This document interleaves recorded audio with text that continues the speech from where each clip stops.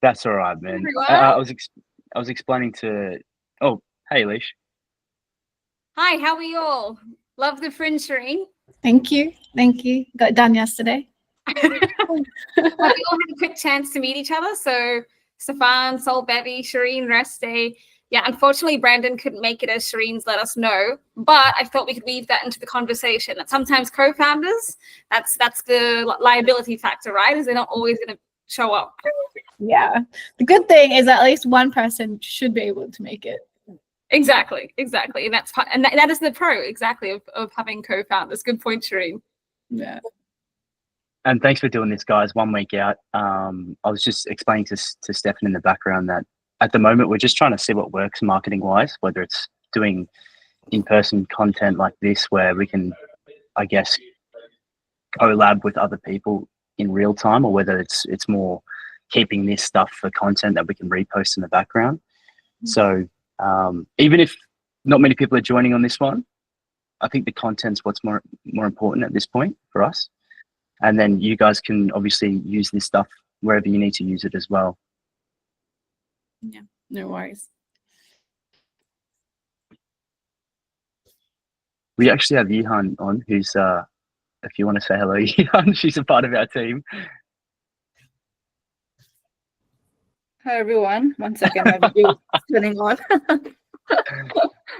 I'm here as a participant, so you get one sign up showing up, at least. Nice to meet you. Nice to meet you. Yeah, well, it's really interesting. I think last time we did this with the week out and had 68 people sign up. It's probably because it's getting closer to the end of the year as well. Thursday, Christmas parties and the like. Yeah. Yeah. 100%. But I have posted the link itself on socials, so hopefully we just get randoms joining as well, and to the mailing list. So we shall see. Do we have any questions or anything anyone wants to know before we start, before anyone else joins? No. I'm good. Can you hear me okay? Yeah, I can hear you great.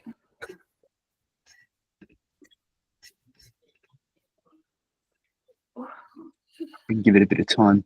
I feel sorry for you, Stefan. Are you just in a random room? I'm in a hot box. It's about 3 meters by 4 meters. Directly in the sun.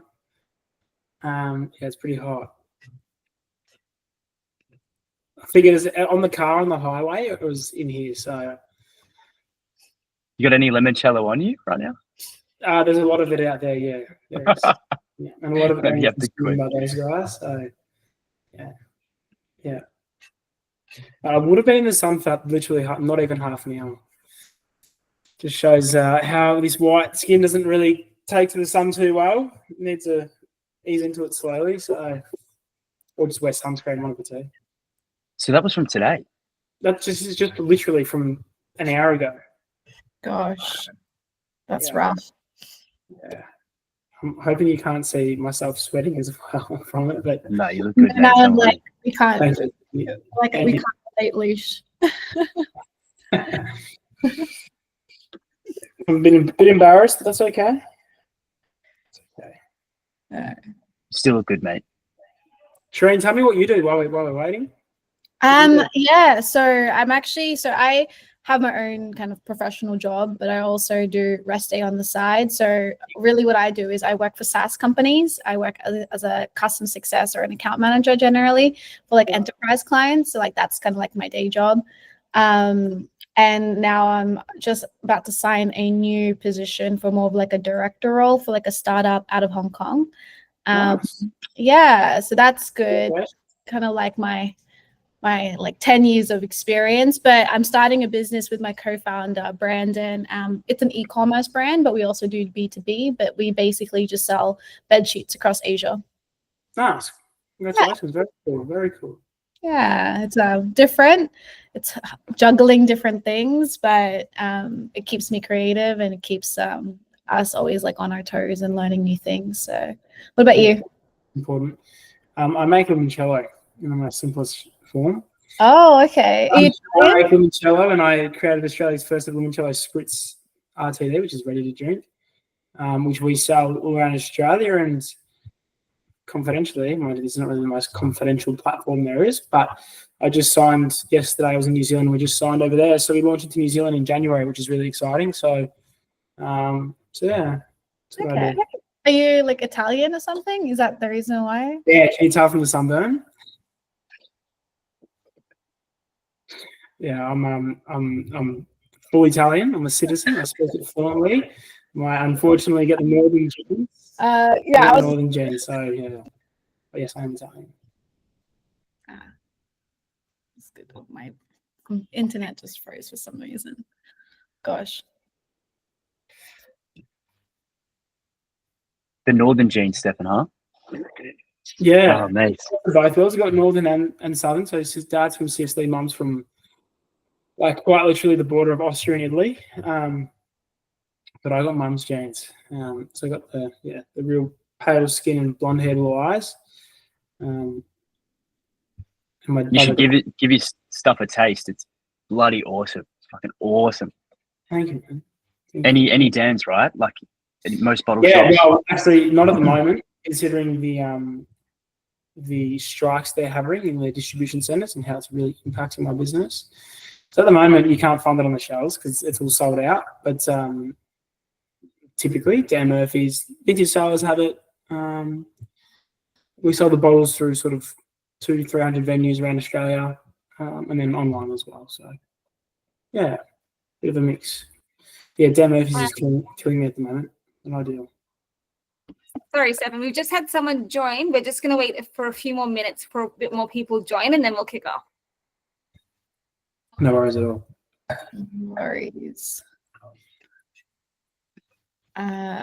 We also got the run sheet also that you sent over, Franco.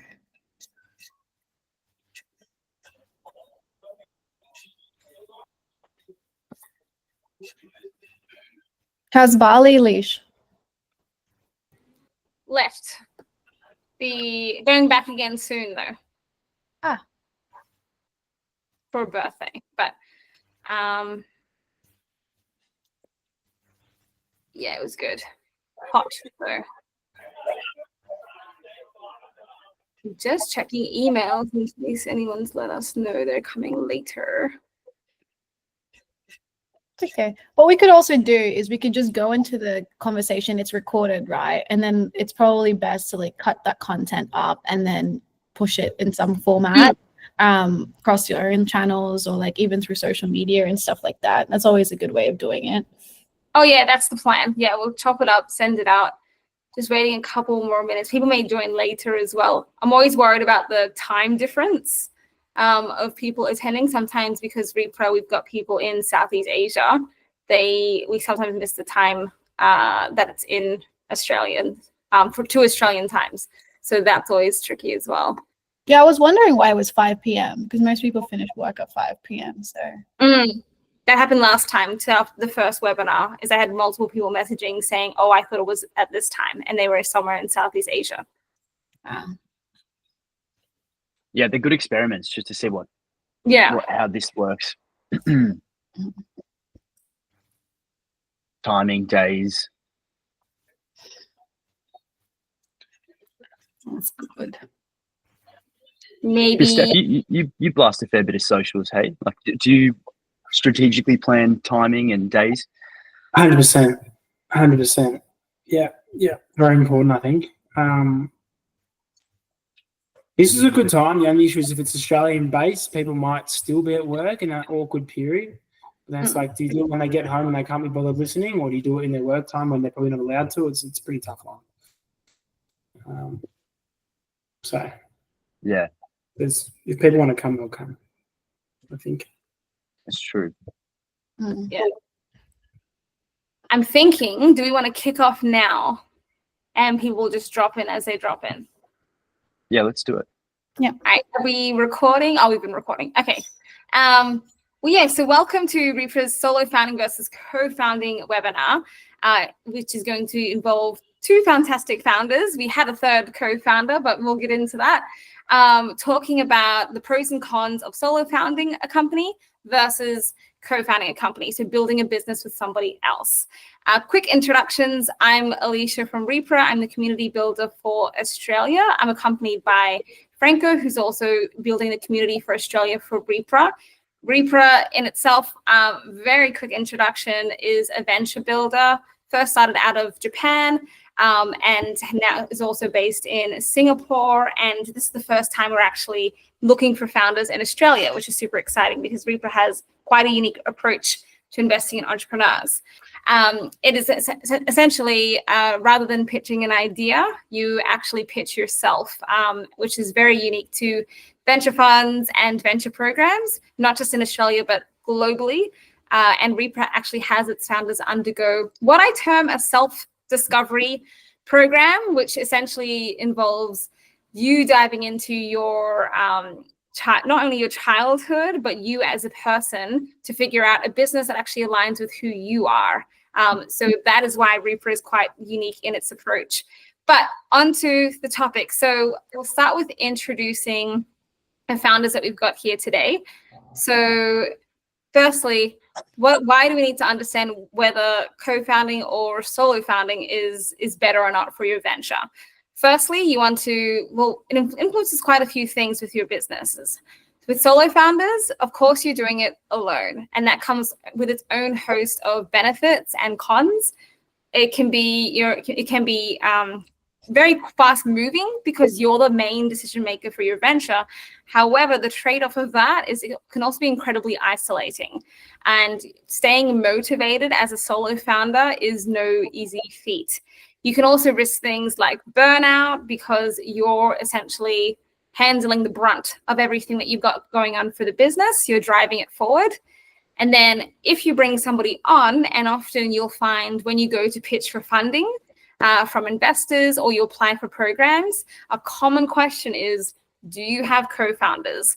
And as a solo founder, that can be a tricky one to navigate because some people prefer to start ventures by themselves, but a lot of investors think they're hedging their risk by investing in someone that is rather part of a co-founding team and has business partners.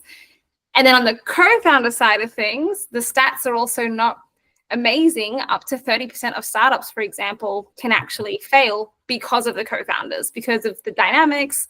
There might be conflicts, communication issues, a whole host of things, because you're dealing with a few different personalities. So with co-founders, though, you obviously can leverage off of each other's strengths.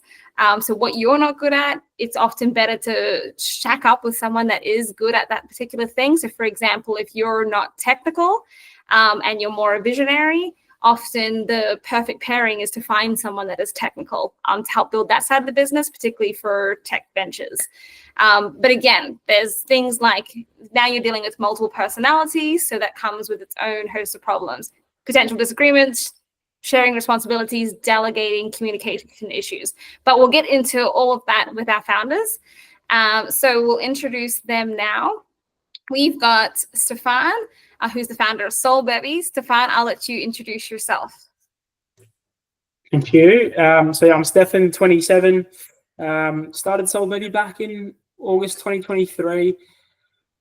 Very different to what I've done for my whole life. I sort of came out of school and started working full-time in the construction management industry. So did sort of high-rise construction. Then started a consultancy business in construction, did that for sort of 2 or 3 years. Had a falling out with my co-founder, who was my business partner and my cousin, and launched Solbevi. So we are a limoncello brand. Basically, our vision is to sit next to Aperol and Campari in every venue around the world. We created the show's first ever limoncello spritz ready-to-drink product, and we're now starting to drop that into other countries around the world so that we can be the first and keep that first mover approach. So that's me. Amazing. Thanks, Stefan. If I keep butchering your name, by the way, let me know. I'll keep No, that's so fun. You've nailed it. Okay, amazing. And we've also got, Shireen, co-founder of Rest Day, whose co-founder couldn't make it, but may potentially join later. Shireen, what about you? Yeah, so yes, apologize. Brian can make it. He's currently filming for like a TV show, but you got me. Anyways, I guess from my end, my experience has been very different. In the last 10 years, I've really been working in the tech industry. and I actually started in the law industry, moved into tech, and then now I've started Rest Day with Brandon. Basically, it's a bedsheet company. So we focus on bamboo bed sheets, basically specifically for like the fitness industry, because what we notice, especially in that kind of industry, is that a lot of people sleep really hot at night. They're always running hot. They need cooling, and so we're really focused on building bed sheets that has the cooling technology, so that you can have better sleep at night and better rest for your rest days. So that's really it. We should actually talk, because I really need that. Yeah, I think every male I've ever come across is like, I need this. My girlfriend goes the other night, you were burning hot last night. I'm like, Amazing. Awesome. Thanks, Sharine. Let's get on to the topic, so we can find out more about the amazing speakers and more about Sharine's amazing bed sheets, which I guarantee you they're amazing. I've seen pictures of them only, but amazing. So, Stefan, kicking off with you, can you introduce a bit about your product, actually? Yeah, so I guess if you scroll back up, so on the left there, that's or is this a video? Is that a video or someone scrolling? I think it's a video, unless frankly you're scrolling. Oh, okay. Yeah, cool. So yeah, like I said, I've made limoncello my whole life. I never really wanted to launch it as a product or a business, because I had another sort of successful business in what I knew really well, which was construction. But in the background, I had thought about this idea of making limoncello spritz in a canned format, which no one had ever done before. I knew it would be a very popular drink. Sort of look at Aperol and how big that sort of Aperol spritz category was and what it did to the world. But there was no sort of similar version for a limoncello or a lemon-flavored product, and lemon is one of the most popular sort of products. Very refreshing, good in the heat. I like outside right now in Melbourne, and I could use one as well. So yeah, I sort of went from taking it as a side hustle to thinking I could make a bit of extra cash on the side, to launching it full time and creating Australia's first ever limoncello spritz in a can, which was awesome. So now we're doing the same in New Zealand, Thailand, and Malaysia, which is very cool. So that's the can format. It's simple, it's convenient, it's ready to drink. It's light in alcohol, so that you can have a couple and still sort of drive home. It's perfect for grabbing and having a picnic with your friends. And the whole concept was that you're meant to literally grab it and sit there with your friends and enjoy it and create memorable moments together, just like sort of we did back in Italy, and all my family live over there. You should sit there and make limoncello, enjoy the drink with your family, with your friends, and it's always just fun memories. And it's typically in the sun, hence the name is Solbevi, so sole and bevi, which is sun and drink in Italian, in different formats. Make sun drink. And then we have the bottle, which is that one you can see at the top left there. That's the liqueur. So that's the straight limoncello we've been making for forever. I made a few changes to suit what I think people would want. Like, we're targeting a sort of younger demographic to basically modernize and bring limoncello back to life. It's always been known as a digestive and old school sort of boring bottle sitting on the shelf. We wanted to bring it to life and say, hey, you can make limoncello margaritas. That's a limoncello fizz in that photo. Make limoncello spritzes, tiramisus, desserts, and yeah, we just won recently Liqueur of the Year in the USA, which is awesome. It was voted the best liqueur of the world, actually, which was awesome. And I think it's purely because of the difference that we've put on limoncello and what we're trying to do and what we're trying to change. So just by looking at that photo, like that photo on the top left is in the first class lounge of Qantas. So is that second photo, actually. So they've sort of, it's resonating with a lot of people, which is awesome. And they're seeing that it's the next best thing. And as you can see in that photo, it's sitting next to Aperol and Campari. So that sort of dream and vision that we're aiming for is hopefully going to be there. So, yeah. Amazing. Thanks, Stefan. And then I think we'll go on to Sharine's products, and Sharine can give us a bit of background. Yeah, sure. Yes. So yeah, I guess the idea of Rest Day really came out last year at I think November. So we're just gone full circle like for a year now. And really the issue is that it was my idea that I wanted to build like a brand that was in the fitness industry, but also just in the, not even just specifically the witness, it was in the well-being industry, just because I knew that there were a lot of trends happening in well-being and in wellness. So I thought of, you know, what's really important, and one of the products that I genuinely think is so important is bed sheets, because it really affects how I sleep. Especially, I think, Stefan, you said that your girlfriend said that, you know, you run really hot. That has been an issue of mine for a very, very long time. So, you know, my partner at the time actually invested in these really quality bed sheets, and I was like, this is actually changing how we sleep. And I realized, you know, that product and that material wasn't really readily available across the many markets that I had thought of. I had to like source it particularly.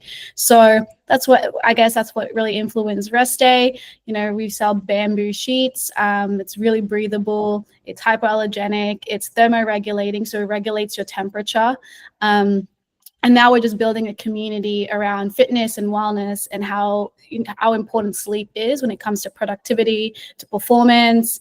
And yeah, that's us in China. As you can see, we were in the warehouse, we were in, you know, traveling across basically all of the different factories. And yeah, it was such a great experience. That's our account manager. Yeah, that's really what we're doing now. We've actually just launched. So we have just purchase our materials now, and we're now like launching in the next month and a half, really. So yeah, it's been an exciting journey over a year. Yeah, Super exciting. And actually, that's a good point. So Sharine, you have done a startup before. We had you on your first webinar, and you talked about your first startup being a tech startup, which you did by yourself. So you've founded a startup by yourself versus this one, founding it with someone. What is different about this experience? Are you, with bringing Brandon on, what was your mindset there? Yeah, absolutely. So I think that first and foremost, being a founder by yourself, I definitely felt that loneliness factor. It was really difficult, and I really struggled with that, especially with just ideas and like, I think self-doubt. When you are a founder, you don't really necessarily know if you're doing something right. And one of the benefits of having a co-founder is that you're able to kind of validate each other's thoughts and ideas and how to maybe progress in some sort of strategy. So on my end, when I started Rest Day last year, when I pitched it to Brandon, you know, I had to get into his mind, because there was no way I'm going to be like pitching to someone like Brandon. As you know, Alicia, it's like, I can't be like, oh, like the return rate is really good for bed sheets. Like these are very good. Like the price point's really good. The profit margin, he wasn't going to like bite on that. Someone like him, he's like very artistic. He's an actor. He's like, you know, he's an influencer. So I needed to be like going into the pain points of how he would perceive the product to be something that he could sell.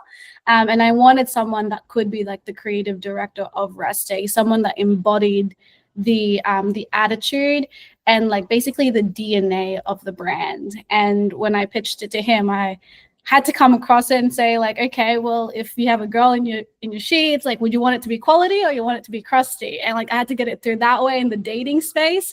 And that's kind of like where he saw the potential. It was like, okay, like if this could be like a status value, it could be something that people collect. It could be something that people genuinely think is going to improve their way of life, especially for men, and have something that is more like, right now, like the bedsheet industry is very much heavily focused on like femininity and, you know, maybe older women. It's very, as I said, feminine pinks and your greens and all that. We wanted something to like focus on more the androgynous market, to have it not female or male, but something that encompasses also the male industry and that kind of sector as well. So yeah, that's what I really thought about when I approached Brandon. I wanted someone that embodied the DNA of this brand.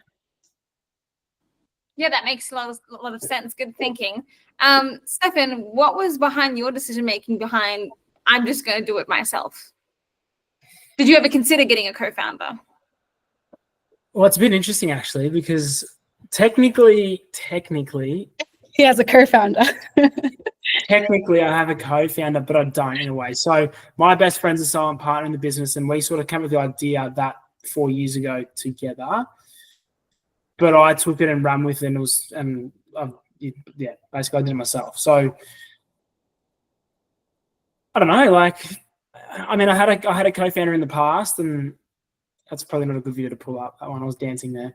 I had a co-founder in the past, and like it didn't work. I got screwed really badly. You know, and that's from some of my closest family members, saying you would never expect to happen, the ones you trust the most. So I was like, why would I sort of go through that again? People say when you sort of become successful, well, firstly they say family doesn't go well in business and friends don't go well in business, so that might be true. But everyone has different ways of doing things, and sometimes it works really well. And I listen to a lot of podcasts about this sort of stuff, because a lot of people say they would never do a business without a co-founder, and I can completely understand that, because doing it by myself is extremely hard. Like I do absolutely everything from myself. Like now I've got a bit of a team, but I absolutely across everything myself. I still post these Instagram videos myself. I got off the plane from New Zealand last night to sign that deal by myself. Like when you go to celebrate, it's like, holy shit, we're about to launch into another country, but It's just yourself.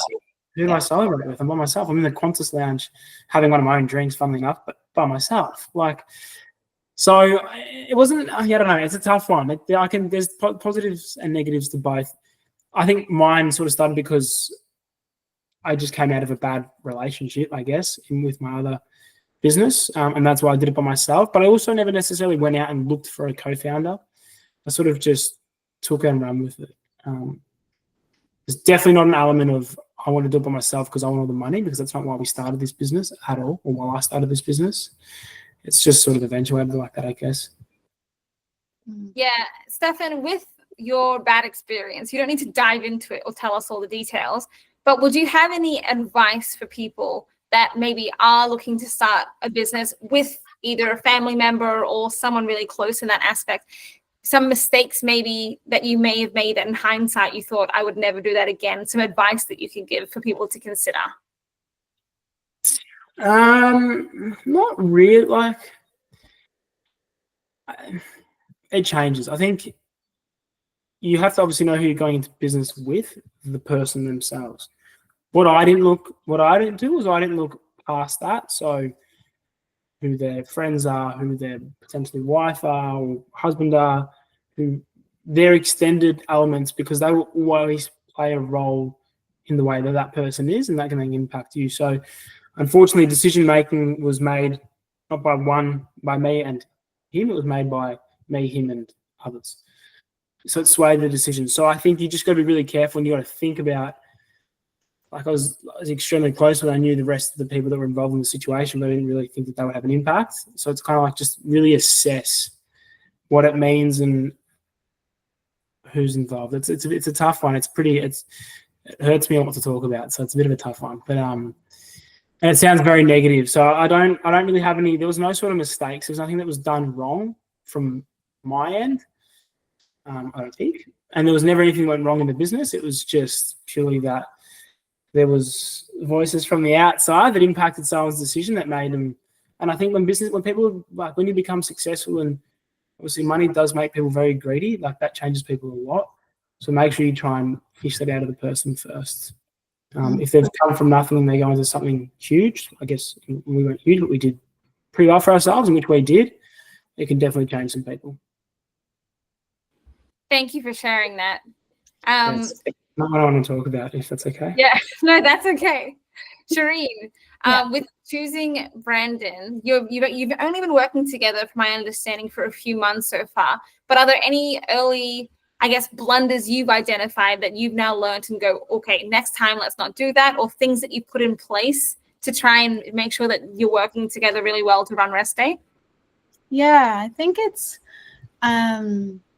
honestly, I feel like a lot of the types of experiences I've had having my own team in a corporate setting, as well as, working with others in a corporate setting, that really does give you the necessary toolkit to actually manage other people, or even work in like a peaceful manner with other people as well. So I'm really thankful that I have a lot more kind of corporate experience in that sense, because it definitely, I've seen a lot of people who have always just start up, and that professional kind of background, it really does give you, I think, the the toolkit, which I didn't have when I was a solo founder, actually. So now that I think about like how I manage conversations and how I speak to people about maybe some issues that, let's say, you know, if Brandon's not doing something, how can I communicate that in a much more effective manner? How can I empower him? How can I support him? These are all things that you like generally, you know, build these skills in a more corporate setting when you become a manager and as you go up the ladder. So moving forward with Brandon, yes, there's a lot of blunders that we come across, especially because we travel together, we celebrate the highs and the lows together. You know, he's such a different personality to me. And I think that's one thing that you have to kind of identify when you're looking for a co-founder is, do they have a similar personality to you? And nothing is like, or that's not a good thing. It's just you have to figure out what type of personality works for you. Brandon is great because I'm more of an anxious person, whereas he is very much like a risk taker, and he's very much more on the like thinking very positive, whereas I'm more analytical and more operationally minded. So he's able to take risk and I'm able to draw it back in. So like that's a really good balance. Another thing as well is, are they able to reflect on their mistakes and move forward? That's one thing that we're always focused on, is like we come back together every time we have a disagreement. There was one time, I think one of the videos shows you, when we were in a factory for 3 hours discussing packaging. We couldn't agree on it. And at one point, you know, you have to be able to go, okay, I've made a mistake, or, you know, we have to be able to reflect on that and have the personality to reflect on it, and then obviously move forward from it. And I think that we don't hold grudges, which is one thing that we work effectively with together. And I think that we are both kind of always touching point on what exactly is our vision, personally and professionally, because I think it's hard to also not work because if you think about a co-founder, it can be really like, you can spend more time with your co-founder than your own personal relationship at times. And when you're spending that much time with someone, like, as you can imagine, you probably spend time with your girlfriend or boyfriend or your husband and wife. And sometimes you get agitated, or many times you get agitated, but your co-founder is like someone that you literally spend so much time, like so much more time with. And not only that, the conversations can be so much more intense, considering that there's finances on the line. So that's really something that you have to look at personality. You have to look at like what they're able to deliver as well. For example, if you're looking at skills, what really complements between Brandon and I is that he has a very different set of skills to what I can deliver. And that's very apparent in our personality and who we are. And it allows us to also respect each other's skills that we contribute, because I think there's a level of respect that co-founders need to have. So if you don't respect what your co-founder can bring to the table, you're probably not going to be good co-founders. So you have to be very respectful of what they bring. I can never do what Brandon does. And to be honest, I would never want to, but I don't have the skills or the tool set that I would have. I don't have his personality. I don't have his flair. I don't have his creative mind. Like there's things I just genuinely do not have that he has. And there are things that I have. I have the experience, I have operational experience, I have more of an analytical mind that he doesn't have, nor does he even want to touch. So it's a complementary bound, but you have to be very, very careful in choosing it. That's my only advice as well. You have to take your time, you have to really vet, and you have to really figure out if it's worth the ups and downs. It's kind of like choosing someone that you'd rather spend the rest of your life with. Yeah. It's a very important decision you have to make. And you will have, it's like, it could really affect your own like lifestyle too. If you're always unhappy in your co-foundership relationship, you're going to be depressed. So you have to really make sure that it is like a decision, as you said, like to choose the person that you'd rather spend the rest of your life with. So it's important. Thank you for those insights, Sharine, and some really, really good points and some really good advice. Stefan, as a solo founder, have you ever raised funding? And if so, have you ever been asked the question, why don't you get a co-founder, or can you get a co-founder? Have you come across that yet? I've been going through it for 9 months. It's one of the worst things you'll ever do as a business owner. sucks. It's draining. But no, it's funny. I was literally on our last meeting with hopefully someone that will sign up. The last piece of the puzzle yesterday, and yeah, it's pretty draining. No one's ever really raised the question about why are you by yourself? What question does get asked is, you have a silent partner, like what's their role? What do they do? And that's actually seen as a negative. So whilst they're not necessarily considered a co-founder, they are a silent partner in the business. That's always been seen as a negative. But no, not necessarily. I think people see if you control the business, you control the equity and everything like that, it's obviously a good thing. And they know that they're coming in to sort of support that function. So yeah, I mean, we haven't had any issues to date, and we have started raising money and we've received some money. We haven't done a full round, but it's never been an issue, no. Yeah. Congrats, that's awesome. It'd be awesome if we signed the rest of the deal. That's going to be awesome. For sure, but we're manifesting that for you. That's already happened. Awesome, congrats. Stefan, on that, when it is things like, okay, I need to make a business decision because you don't have a co-founder, who do you normally turn to for that? Is that your silent partner? Do you have mentors, for example? Is that your romantic partner that you turn to for the sort of really big business decisions? So been with my partner for 9 years, and I keep her out of every business. Like, she's not involved in the business at all, and I keep it completely separate because I want to come home from like being by yourself every day and dealing with the emotional roller coaster that is business can be very tough. So when I come home to see her, I want to not talk about work and I want to be with her and spend time with her. So one thing that I make sure I do is I keep that completely separate. It's very important for me mentally. For the first sort of year, so we've just cracked over 2 years and we just appointed a board. For the first year I was by myself. It's pretty tough. Like, there's obviously, there's no one to bounce any ideas off. I mean, one thing I have done is sort of reached out to a lot of people to try to find a mentor over the last year because I need someone that's been there, done that, got the experience, more so in the industry, because again, I came from construction, so it was a very new industry. I didn't know anything about it.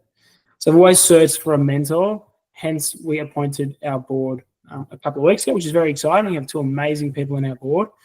And so now I reach out to them. Like, just before we go on this call, I got a call from Tim and we chatted through a huge decision for the business. And whilst I'd already made the decision in my head, I was still, like, I woke up last night sort of stressing about it. And that's what he called me about. And it's sort of just okay, give me a second opinion. What do you think? Because it was a huge decision. Like, it can potentially have a massive impact on our business around the world. So that was my strategy, was appointing 2 people that have been in the industry for a long time. You know, they're sort of 50. I don't know, I don't want to offend them, but maybe like 40, 50. So they've had their experience, is what I'm trying to say. Like, they've been in this industry only for their whole lives. And I think that's what you need to do. You need to reach out to people that have the experience in the field. 1, have life experience. 2, so they need to be of age. So they've actually experienced life and the ups and downs of life. Like, having kids changes someone's life, and that puts you through a lot of financial stress and just stress in general. So that's a big impact on how they base their decisions in life and in business. So that's my recommendation, is find a mentor of some sort. Awesome, thank you. For the last part, we would really like for both of you to take us through. So starting with you, Shireen, what would as a practical takeaway for people listening to this when they're considering solo founder versus co-founder, could you talk us through any resources or exercises you went through to decide whether you were going to take on a co-founder or not for Rest Day, and then how you went about choosing your co-founder? Okay, so I think that the first thing is really reflect. I think the first thing is when you're looking at a business and you're going, okay, this is the product I want to sell, or this is the tech platform that I want to build, really reflect on yourself and figure out if you think you have all the necessary skills to execute on this. I think that's what a lot of people might, and if not, do you think you'd want to build on those skills, or do you feel like it would be much more beneficial for you mentally in any of in terms of physical situations? So for example, if you have a wife, if you have kids, you might not be able to take all of the roles that are necessary for this business to be implemented, right? So I think it's a reflection of who you are, what the skills that you have, and all your strengthen your skills, and then go, okay, is there anything missing that I think is going to be necessary to successfully execute on this? So that's what I did. I went and reflected on myself and realized from my previous experiences, and that's good to have like previous ventures as well, because you're able to kind of reflect on those experiences and go, what was something that I was really weak in, and what is something that I think I need to bring into this new company that I want to build. So that's how I did it. So from my end, I knew marketing and creative direction was definitely something that I was very weak in, and something that I realized I could probably build my skills in that, no worries, and I could probably hire for that. But I think it would be much more fun to have someone alongside with me on this journey. And sometimes it is just that you think it's going to be more fun. And I know it's a very important decision to make, but at the end of the day, as Stefan mentioned, is like, I've been in those, we raised capital in my previous business. I've been like clinking champagne by myself. I hated that feeling. I don't want to do that. And I think that if you are able to kind of find someone, because sometimes you don't have a choice when you build these companies. You have a thought, you have an idea, you really want to build something, but there is no right co-founder to choose. I was lucky that I knew someone's name came up to my mind. It was Brandon. So I was lucky in that moment in time that I wanted to build something. There was someone that came into my mind.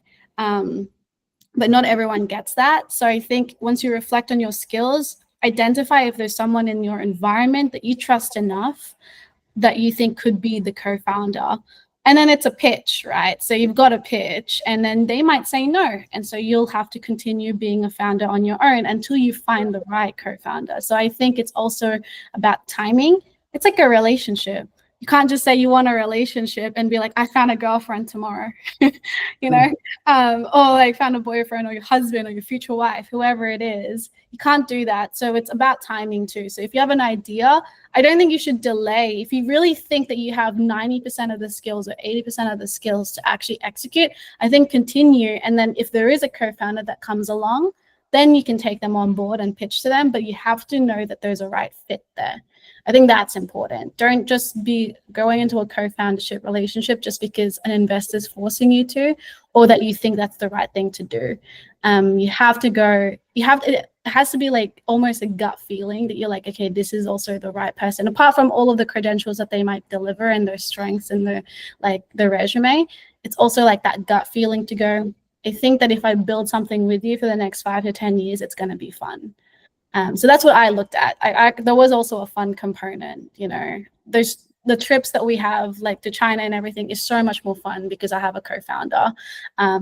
We go through things together. We go through the bad things together as well. So I think it's like, honestly, it's just like any other relationship out there.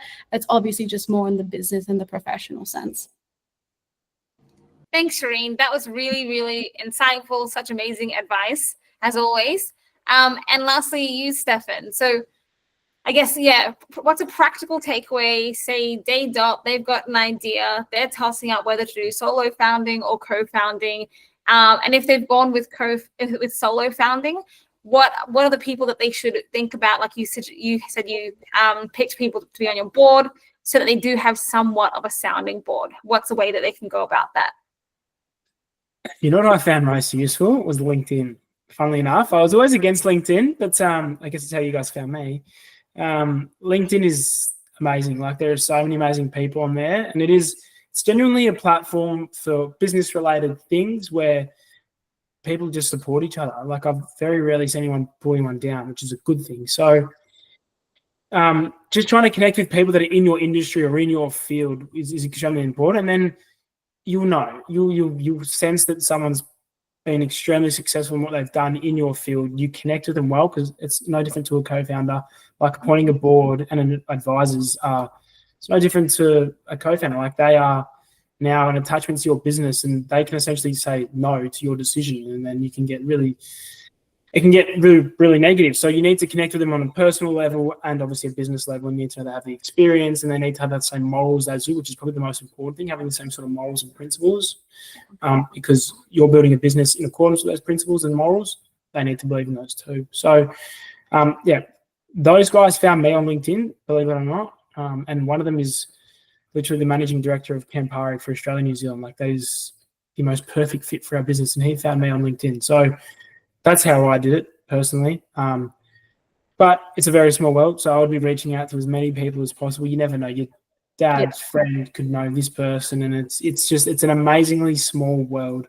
And some of the people you meet just through a friend of a friend is wild. So it's connecting with as many people as possible and catching up with people. Like, people be like, hey, Steph, can we catch up? Like, never say no. Just say yes. You never know what's going to come out of it. We landed Qantas because of a wild decision that I never thought would ever happen. And it was a last-minute decision to fly to New York. That's how we landed Qantas. Like, just saying that you'd never expected to do it. And I took a punt and just used my frequent flyer points to fly to New York. And then I met Qantas. And so you just never know. So it's basically take every opportunity, meet everyone you can, and don't neglect people. Like, just be nice. Respect everyone. And you'll find someone. Thank you. Thanks so much, Stefan, for really, really awesome advice as well. Well, guys, we're going to finish up here. But any last questions or comments you want to say before we stop the recording? I don't know if Yihan or Franco has any questions from the conversation. Yeah, get a room with an air conditioner next time. Stefan, I do have a question for you. Yeah. More so around momentum and motivation. So when you're like staying grounded, right? Yeah. And you're ensuring you're making well-rounded decisions without a co-founder. What happens when the stress levels start peaking? Yeah, it happens pretty often, man. Like, it's like I said before, it's an emotional roller coaster. There's days where I've had ultimate highs, like 2 days ago in New Zealand, and then there's been days where it's been absolutely horrible and you've just lost a lot of money, which is your own money. The thing that I've grounded myself to and come back to reality with is you just think tomorrow's a new day. And that's literally all I say every single time, because there's been days when, like, and I'm not afraid to say, like, I genuinely want to cry, and I do cry, and there's some wild things that happen in business. So the only way I was coping with it is be like, tomorrow's a new day. Like, it won't go away tomorrow, but it'll be a new day, and something will pop up tomorrow, and you just move on. Like, all you got to do is just get through that day. Tomorrow's a new day, and take it from there. Like, the amount of times we've almost gone out of business from a financial perspective while trying to raise money is wild. And one of my mentors was like, just basically, don't give up. Tomorrow's a new day. Get on with it. It's been like 6 months since, and we're still here, and we're thriving more than ever. So that's how I deal with it. Tomorrow's a new day. Just get through today, and you'll be fine. That's a really good attitude to have. Any other questions, comments before we wrap up? Awesome. Well, thank you so much, Sharine and Stefan, for making the time and sharing the insights. We're going to chop this up, but also send it out as a full recording. And feel free to share wherever you like. Thanks again so much for your time, such golden gems of wisdom, and hopefully your businesses, you achieve massive business success, which I suspect both of you will. So thanks again, and have a good afternoon, everyone, and evening. Thanks for having us. Bye. Thanks, everyone. Bye.